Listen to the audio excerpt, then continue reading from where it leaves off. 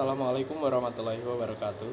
Saya Muhammad Fikdat, NIM 20200510328 dan partner saya Said Jamaluddin Almatin dengan NIM 20200510252 dari Prodi Hubungan Internasional Fakultas Ilmu Sosial dan Ilmu Politik Universitas Muhammadiyah Yogyakarta.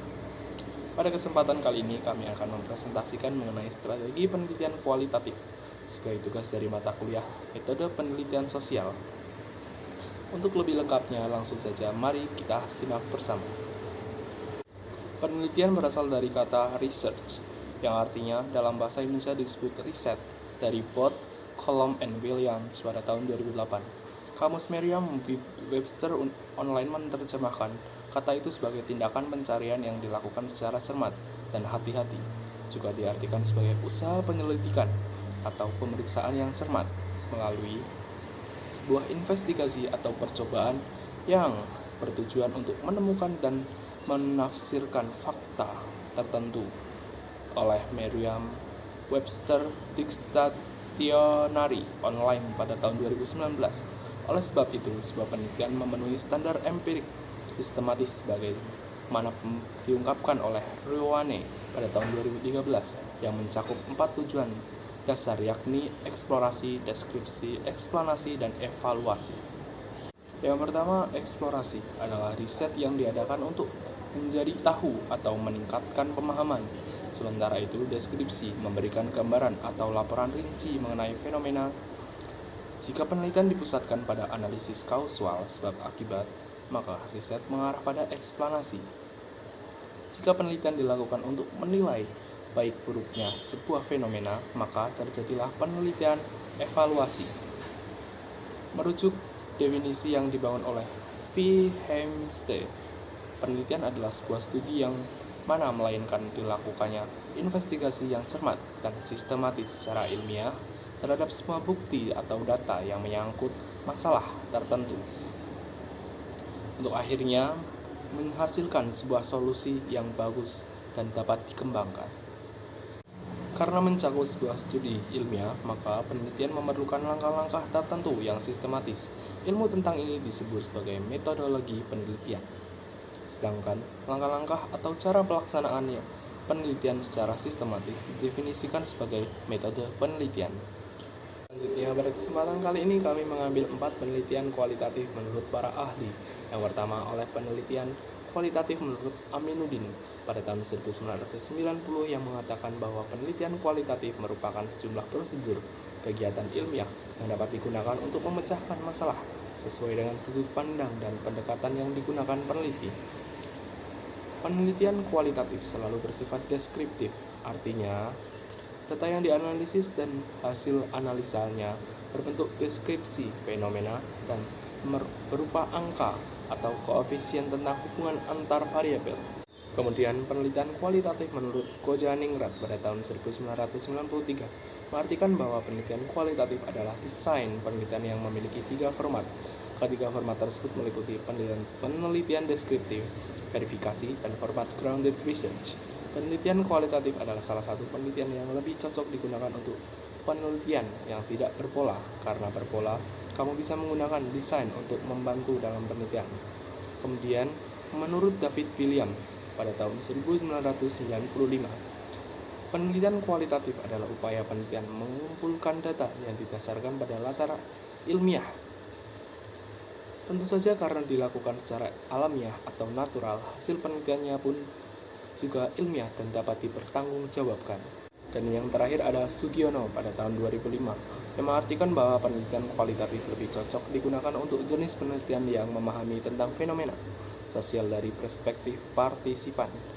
Secara sederhana dapat pula diartikan sebagai penelitian yang lebih cocok digunakan untuk meneliti kondisi atau situasi si objek peneliti. Setelah mengetahui arti dari penelitian dan pengertian penelitian kualitatif, selanjutnya kita akan masuk ke dalam jenis-jenis penelitian kualitatif, yang mana nanti akan masuk ke dalam strategi dalam penelitian kualitatif. Fenomenologi adalah jenis penelitian yang berorientasi pada hasil filsafat. Filsafat yang dimaksud adalah upaya penelitian mengenai informasi dengan cara mencari arti, makna, secara efisien, secara sederhana, dan pula diartikan sebagai upaya untuk mencari pengalaman yang ada di dalam kehidupan objek penelitian. Penelitian fenomenologi ini memang menurut peneliti untuk menggali keberaneka hidup bermakna, dan tema yang diangkat si peneliti berdasarkan pengalaman atau hal yang terjadi di lapangan. Tentu saja metode pengambilan data yang digunakan tidak seperti hal metode penelitian kuantitatif. Jadi penelitian kualitatif fenomenologi dapat menggali data dan informasi menggunakan metode observasi atau bisa juga menggunakan metode wawancara secara mendalam. Yang kedua ada studi kasus. Mungkin sudah tidak asing lagi dengan jenis studi kasus yang satu ini. Jadi metode kasus adalah salah satu penelitian yang memfokuskan diri meneliti latar belakang, interaksi dan kondisi masyarakat tertentu. Bentuk dari studi kasus ini pun sebenarnya lebih pas digunakan untuk penelitian sebuah peristiwa, kegiatan, atau program disebut di sebuah kelompok individu tertentu. Kelebihan jenis penelitian ini bisa digunakan untuk mengkaji objek dalam bentuk kelompok, asalkan dalam kelompok tersebut memiliki tujuan yang sama. Teknik pengambilan data pada kasus dapat menggunakan teknik observasi, studi dokumenter, dan bisa juga menggunakan teknik wawancara. Yang ketiga ada metode teori dasar. Jadi metode teori dasar lebih akrab disebut dengan grounded theory. Teori ini lebih sering digunakan untuk kasus penelitian yang ingin menguatkan dasar teori yang sudah ada. Adapun tahapan yang harus Anda persiapkan adalah bisa memilih mana fenomena yang dapat dikaitkan dengan fenomena inti dan mana yang tidak. Teknik pengumpulan data pada grounded theory dapat menggunakan studi lapangan, mengembangkan observasi, dan bisa juga dengan melihat situasi yang telah didasarkan pada penilaian. Yang keempat, etnografi. Sesuai dengan namanya, metode penelitian kualitatif jenis etnografi diperuntukkan untuk mengkaji bahasa, perilaku, atau komunikasi sebuah masyarakat. Jadi, apabila Anda akan meneliti kebudayaan, bahasa, atau sosial, bisa menggunakan jenis penelitian ini. Jenis penelitian etnografi ini sendiri memiliki dua konsep dasar yang dapat dijadikan sebagai pijakan penelitian. Pertama, aspek antropologi atau budaya. Tentu saja ini lebih tepat untuk mengaji yang masih ada kaitannya dengan budaya. Yang kedua, ada konsep bahasa atau linguistik yang mengkhususkan diri untuk mengkaji tentang bahasa dalam masyarakat. Jenis metode penelitian satu ini lebih sering digunakan untuk peneliti yang ingin mengetahui fungsi bahasa dalam sebuah budaya masyarakat tertentu.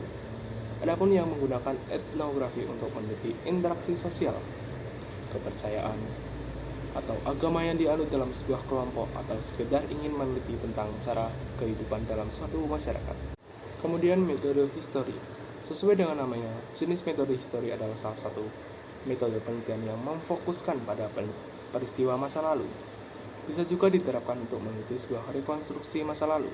Mungkin ada pertanyaan sumbernya siapa, jadi Anda bisa menggunakan sumber dari catatan sejarah yang sudah ada atau melakukan wawancara dengan orang yang dulu terlibat dalam sampai saat ini masih hidup. Secara umum, metode histori ini lebih mudah diperoleh melalui catatan sejarah atau bisa juga dengan cara lainnya, misalnya lewat artefak atau laporan verbal jika masih ada saksi hidup yang dapat dipertanggungjawabkan. Ciri khas metode histori terdapat pada waktu. Tentu saja waktunya sudah terlalu. Kelemahan dari penelitian histori adalah harus siap melakukan observasi, karena bisa saja data yang dicari adalah data yang tidak tercatat atau hilang dari dokumentasi, terutama dalam menuliskan urutan datanya. Penelitian dituntut berhati-hati karena ini mengkaji hal-hal sejarah, yang mana waktu juga harus akurat. Selanjutnya ada strategi penelitian kualitatif.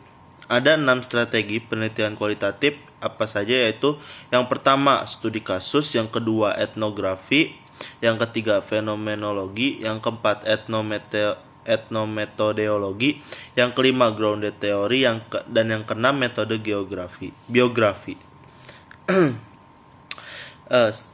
Studi kasus.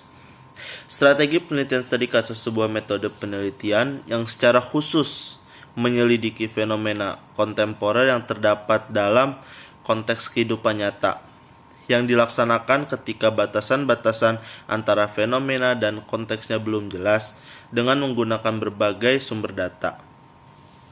Itu yang buat studi kasus. Dan yang Kedua, etnografi. Etnografi pada awalnya merupakan cabang antropologi yang digunakan untuk menggambarkan, menjelaskan, dan menganalisis unsur kebudayaan suatu masyarakat atau suku bangsa. Etnografi biasanya terdiri atau uraian terperinci mengenai aspek cara berperilaku dan cara berpikir yang sudah membaku pada orang yang dipelajari, yang dituangkan dalam bentuk tulisan,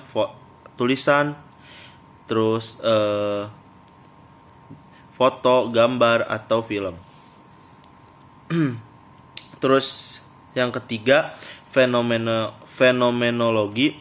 Dalam kajian fenomenologi terdiri dari fenomenologi transcendental dan fenomenologi eksistensial. Nah, istilah fenomenologi sering digunakan sebagai anggapan umum untuk menunjuk pada pengalaman subjektif dari berbagai jenis dan tipe subjek yang ditemui. Terus yang keempat, etnometodologi. Neumann 1997 mengartikan etnometodologi sebagai keseluruhan penemuan metode teori suatu pandangan dunia.